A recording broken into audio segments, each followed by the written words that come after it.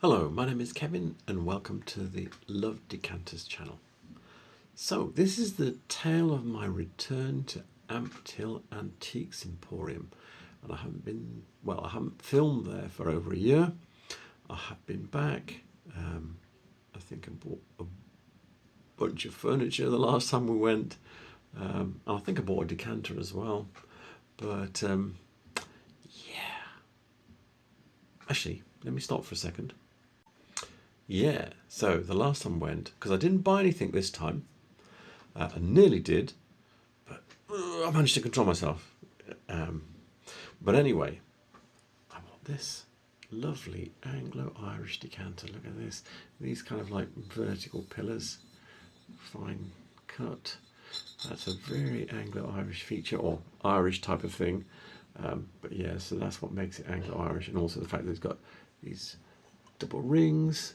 So the only decanters I have with these are Irish ones. So I think it's Irish, but you can't really say unless you have a really good reference for it. So I think it is. Anyway, so yes, I managed not to buy anything. Like I said, I nearly did. There was a couple of things right when I was on the top floor, because this is a 3-story place, like denied about. And I have a feeling this is going to be a multi-parter, so we'll talk about those when I get to them. So yeah, it's a really good place. If you're looking for antiques of any kind, it's a really good place. It's 3 stories and everything is really packed in.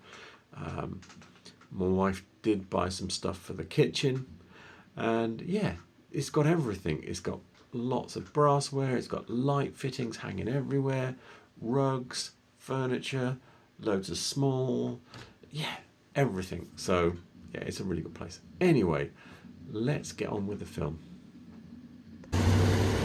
So today I'm here at Ampthill's Antique Emporium in Ampthill in Bedfordshire, and yeah, it is right in the town centre. I've come slightly into there. They've got a little alleyway down the back here. But yeah, there's town. Just down there is a roundabout in the centre of town, and yeah, so I've got permission, and he knows I'm here. And what else? Yeah, and I've not looked around yet, so let's get on and have a look at what's happening. I've just come a little way from the entrance over there to a little quiet bit, and yeah, there's this. I don't think it's Kripska, might be in Powell or somebody. It's quite nice. It's got a rubber lettuce in it. It's £6. I don't see it. It's 35. Yeah, it's quite nice. But I think it might be in Powell. It's kind of green underneath. I'll see if I can work it out. It's also just over here. Lovely little. Is that right? Ooh, might be. It's got a bit of a wobble, so maybe not, but it's about the right kind. So yeah, mid-century, little bottle decanter, completely faceted sides, I should say. And that's not the right stopper either. Yeah, little late 19th century. When I say mid-century, I mean mid-19th century. This is a late 19th century with the ferns on it, so that's the style. That was kind of like 1870s onward. Yeah, what's this though? This is interesting. It's like a little vinegar bottle or something. Yeah, it's nice quality and everything, but don't recognise that at all. Oh, it's got green water in it. Yeah, I was thinking. Yeah, another late 19th century. That looks to be the original stopper. See, it's got the matching pattern. So that's good. What else is here? Yeah, oh, look at this. This is a nice carafe, probably 1830s or 1840s. This stopper doesn't really go with it. That's a late 19th century That's a little guest craft, but it's quite a nice one. And yeah, I think that's it for this bit. This website is the 20th Century Glass website, and I'm looking in this section on Cristallo Venezia. Now, I've had a good old hunt around, and I can't find this glass in Kribska. That colourway doesn't exist. So the purple over green, we have it here. The green doesn't look quite the same. This looks a bit more limey looking. We've got some more in here. There's lots of this kind of glass. That looks a bit limey as well. This looks a bit less so. But the other problem with this glass in this one here is that and I've looked on the other pages for this as well, and I've looked in other sections in this website. So this is probably as close as it looks colorway, and sort of this kind of thing it is. The pulling is not quite the same. The base isn't twisted. In fact, in all of this Cristallo Venezia, none of the bases are twisted, which implies that if the colorway is not correct, the pulling's not quite right, and none of the bases are twisted, it's probably not this either. The only thing I can think is that it's either Japanese maybe, or potentially it might be French. So the French did a lot of this kind of glass, and theirs also had that long length pull type stuff, usually straight, not bent over like this. But yeah, I don't think this is right for it. I don't know who made it. It's one of those things where you spend a lot of time and actually just end up with a bit that tells you, I still don't know what this is.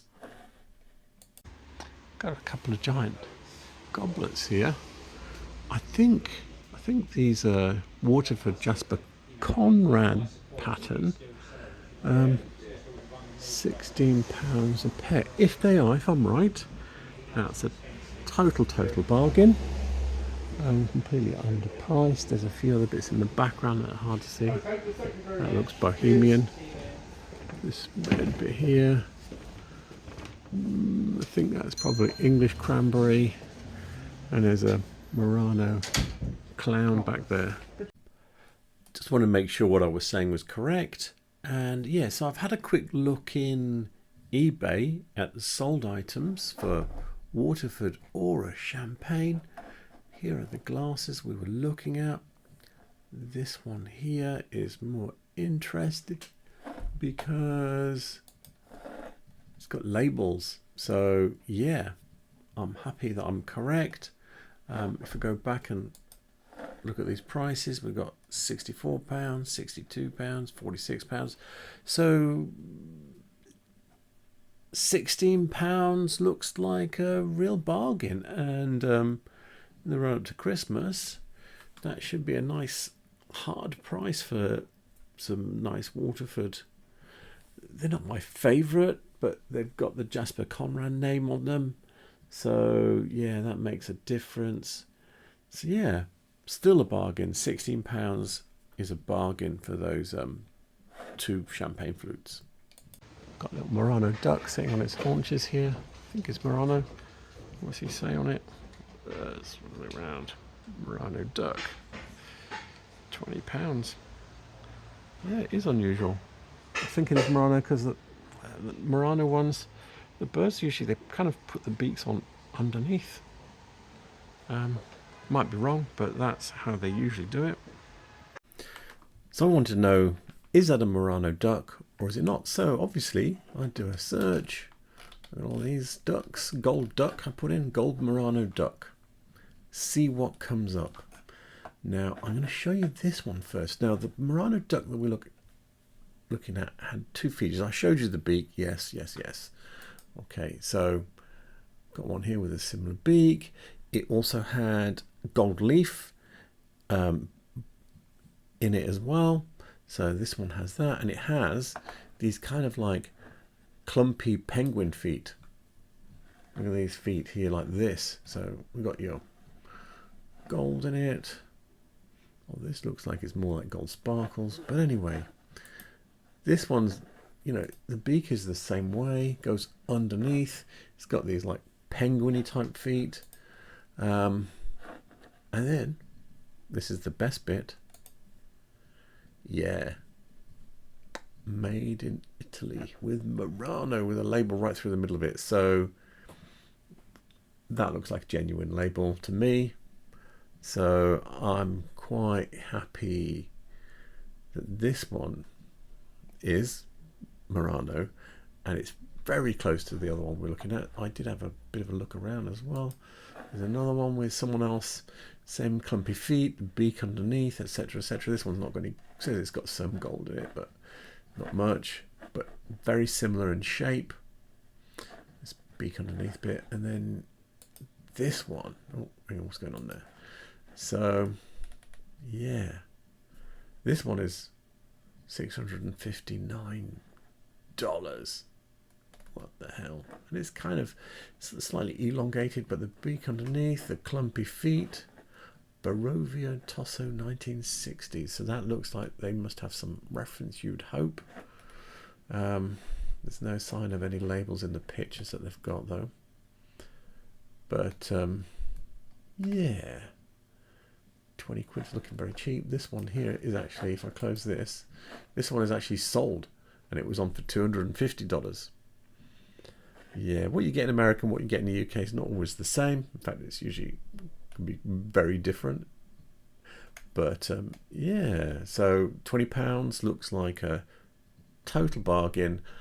I think it is Murano. I've looked at, I mean, I've just picked a few out, but I've looked at quite a lot of what's in here and just plinked around in this absolute, look, there's a couple more morass of gold ducks with gold in them, and yeah, I'm fairly comfortable. I've seen enough labels and stuff to go, I think it is. So yeah, another bargain. I had a rush of blood to the head, and I thought, yeah, 20th Century Glass website has labels, Murano labels. So a little jig around, found these labels, and yeah, this is the label that we were looking at. So, and because there are misleading labels, do they have any misleading ones? Does he have any misleading ones? If I scroll down, he might do. It's just so many. Anyway, I don't think he does. I think these are all the genuine Murano ones here. There are some misleading ones. Anyway, yeah, he's got a maker down here for that. Where has it gone? Here.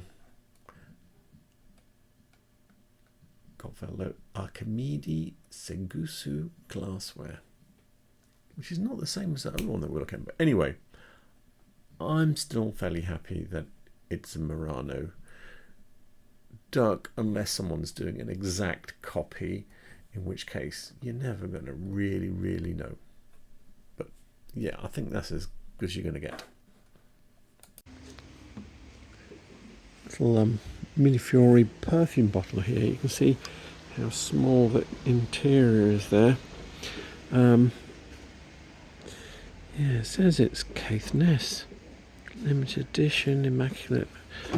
Oh, I can't see underneath it, but I might see if I can find that in the books. The top is very unusual, so it might be in there. So I looked in my paperweight books, and there was no sign of any Caithness perfume bottles in there. So I thought I would do a quick Google search. Here we are.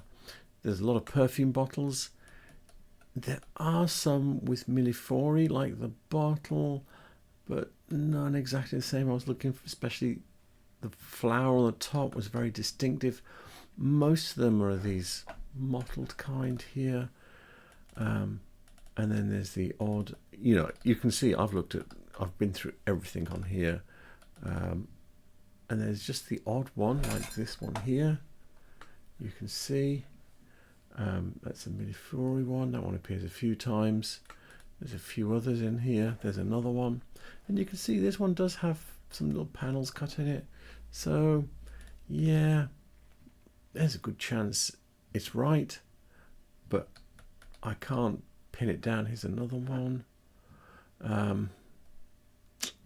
Yeah, I'm gonna have to kind of accept that I'm probably not going to find an exact match for that perfume bottle. Little Dartington hexagon bars there. What's he got written on it? Oh yeah, look, I can probably date that exactly. Look up the number. It's got this here as well. Crimp, posy, vase, milk glass. Yeah, looks very Victorian. And in behind there's a tube vase, case tube vase. Looks like a cedar or rihimaki or someone like that, but it might not be because loads of people did them, but I will try and work it out. The book I'm looking at here is Dartington Glass, The First 20 Years by Linda and Stuart Smithson. And yeah, so this is the little candle holder, hexagonal candle holder, FT88. FT stands for Frank Thrower. Get that out right. 88 is the number of the design. Yeah, and the year is 1969, and it comes in different colours: clear, midnight, kingfish, and flame. So the one we were looking at is that dark grey colour, a bit like this. That's midnight. So yeah, that's what it is. They've got that completely right. Apart from they said 70s, and it's 1969. I'll give you a quick look around how this place is. I've done this before. Oh, there's someone coming into the picture there, but if I just look up, look at this. Things hanging from it. Lots of light fittings hanging from the ceiling. That lady's disappearing off down there. You can see there's 2 more floors above. So yeah, this is a big place. So I said I thought it might be Whitefriars at first, and then I thought it wasn't.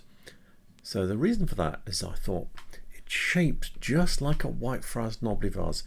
And when I think of a knobbly vase, I always think of the clear ones with the streaks in. You know, I don't collect that stuff, so you know, I'm not an expert in that. So I thought I'll go to 20th Century Glass website, have a look at the check glass. This is Crystal X. This is the kind of thing I was thinking of. These vases here. It's not one of those, and I thought, well, is it a knobbly vase then?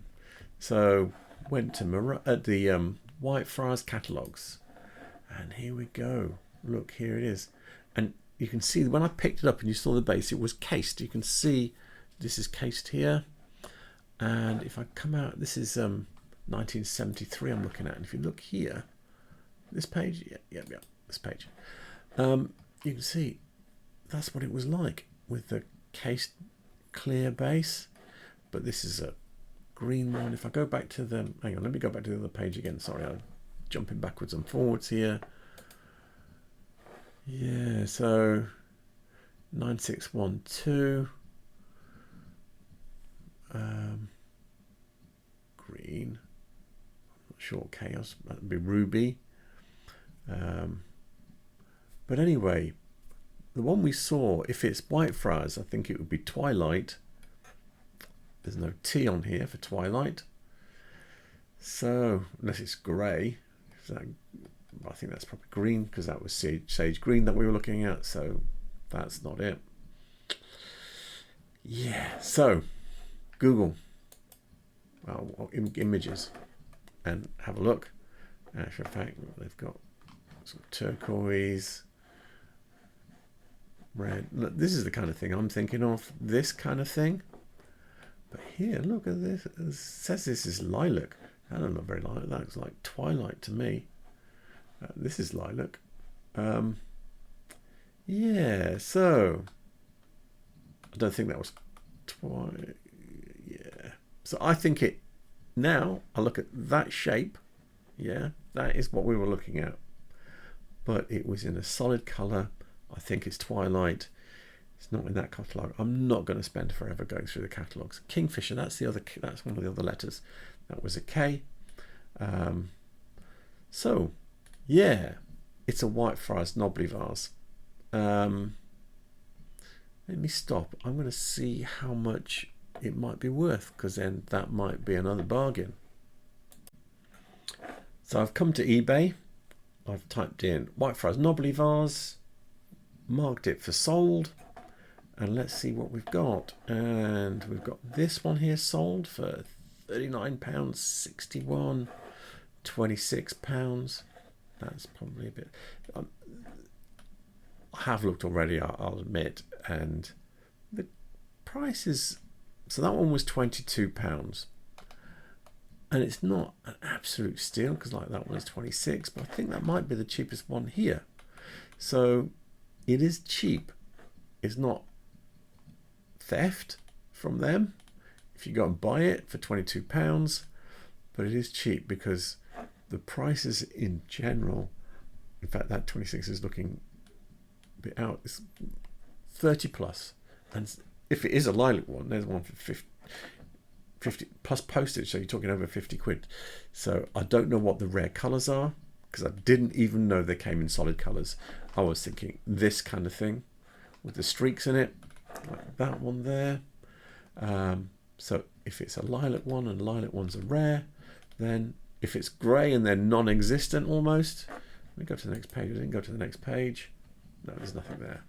But yeah, £22. It's a nice solid bargain there. I'm gonna have to go down there. I've bought decanters from down there before. There might be some new ones, so we'll go around and have a look. Actually, before I go down there and have a look, I saw this. I think this is celery vase. Obviously, I think it's Molyneux Webb, Victorian pressed celery vase.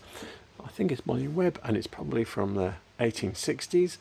I will try and find it. There's no guarantees, but it's quite a nice thing. The way the base, look at this, very Victorian looking. The way that foot is joined to that. So yeah, that's quite a nice thing. So this book is The Identification of English Pressed Glass by Jenny Thompson. I see a lot of these out. These are frosted, and they have the same little edge there, but you can hardly see it in this picture. So I am going to go over a few pages to this page. So this is Molyneux Webb from 1865, and you can see it's got this same little milled edge that the celery vase that we're looking at had, and that's what I'm talking about. The glass is a bit more like this one, which is a different maker, but yeah, this is very Victorian style as well. It's kind of like has a blobby bit, or a bit that goes out like this at the bottom, but yeah, I think it's Molyneux Webb. This is the one that most commonly has this milled edge on several designs. I just can't find an exact match for it in any of my books. So I've got in where these decanters are. None of them are screaming buy me, buy me. Most of them are modernish, as in post-war, apart from this one here, which is a bludgeon decanter. I think that's the original stopper. Some of them have this style of stopper. Most of them just have a spire that goes straight up. Some of them have a wasted stopper. Some of them have this kind of like spire coming out of a mushroom. Yeah, so that's will be sort of like 1845 to 1865, something like that. Victorian glass, yeah. And then you've got this one over here, this bell-shaped one. Looks very late Victorian, Edwardian. That's quite nice. Look at the quality. Look at the cutting on the base. Yeah, that's a good one, but I can't reach over there because, yeah, I'm kind of stuck in here with everything. The Antiques Emporium is obviously an antique centre because there's a little group of Medina seahorses And you can't have an antique centre without Medina seahorses. In here's a rather nice decanter. £10. Yeah, it's a good shape. Yeah, so this is probably from the 1830s. Yeah, it's difficult to see it in here. But yeah, that's quite a nice one. I think is that stop original. Oh, I'm a bit unsure of it. But that is a nice decanter, nice shape, good cutting, quality. Look at the cutting on the neck. So it's got faceted neck rings. And then these lovely little printies down here. That's quite a nice decanter. Yeah, sorry about the background noise. Yeah, I think this is another Molyneux Webb little bowl on a stem. Yeah, I wonder if someone had a collection of them. That's the second one in a short distance. So that's quite a nice thing. The frost glass. Love something with a label, especially if I've never seen it before. Atlantis glass, and it's got. I've never heard of them. Can't even read the tiny writing, it's so tiny. Hand blown and cut, it says here. Can't read what. Crystal, Portugal. Right, I've never heard Atlantis glass before. So I will try and find them. So I've been trying to figure out this Atlantic crystal, glass, etc. from Portugal. I can't find a website for them. And yeah, so I found a couple of, so this is just images that I found. That bowl there looks like it's probably from the same range as the glass we're looking at. Found a couple of retail sites that have it. Says it's been made in, but it says it's founded in 1944. It's got some pictures. None of the glasses that are shown in any of the pictures I've seen. So this one doesn't tell you, it just says decor. This is from 2015. What's this one here? I've got this one here. Bonadia, Belgravia. And this has got quite a few different bits and pieces for sale. And Atlantis Group, founded in 1944. Vista Allegra Group. Yeah. Let me stop this a second. I might come back. So I'm back again, and I found Vista Allegra. Yeah, they make, or they've selling a lot of different things: home decor, textiles, gifts, special collections. Gone to barware, crystalware, but they've also got flatware. So they've got cutlery and stuff. Dinnerware, so they've got porcelain plates and things like that, pottery. And as well as glass, they've got crystal or lead glass. This would be. Now, this smells more like a company that's outsourcing the making of all these things. There's quite a few different styles they've got here. The glass we saw is not here, so it probably means. And it wasn't for sale on the other retail sites that I looked at. Probably means it's. Oh, hang on. There's 2 pages here. It's on the second page. Double check. I didn't see that there was 2 pages because I'm blind. And yeah, so they're still not making it anymore. So that doesn't mean it's not new. The design looks like something Dartington would have done, you know, in the 70s or 80s or 90s or something like that, which makes me think, yeah, it's probably over 20 years old. But yeah, I can't pin it down. I'm not even sure it's made in Portugal if anymore. yeah, I just don't get that feel from them being a glassmaker from 1944 to seeing them clumped in with a whole bunch of other types of goods, really. So yeah, it doesn't quite go. Anyway, that's what I found. Here's a sweet little liqueur shot glass. It's a bladed capstan glass. Look how small it is. Look at, yeah. That is nice. So small. There's a massive glass here. I'm going to see if I can pick anything out. It's not just this bit here, but look at this over here. So I'm going to try and pick out anything nice. Normally you see these acid etched glasses, needle etched. These ones look superior quality. Look how fine they are. Yeah. So these will be probably late Victorian, Edwardian. They're really nice ones. Someone must have had a collection of Molyneux Webb. I found an oval dish here. So yeah, it's very distinctive with this frosted and then these little ribbles. I've not seen anybody else do that. Someone had a very nice collection of pressed glass. So yeah, a lot. There's some bowls in the back here. I can get my finger into the picture. These ones, I think I've seen those before, so I'm going to try and find them in my books. So yeah, I'm piling through these, all this cut glass, there's loads of it. And what is he home in on? The plain bits. Look at these. Nice. Probably mid-century, mid-19th century, I should say that. Finger bowls, so they're quite nice. Everything else looks 20th century. Yeah, there's nothing here that's really jumping out.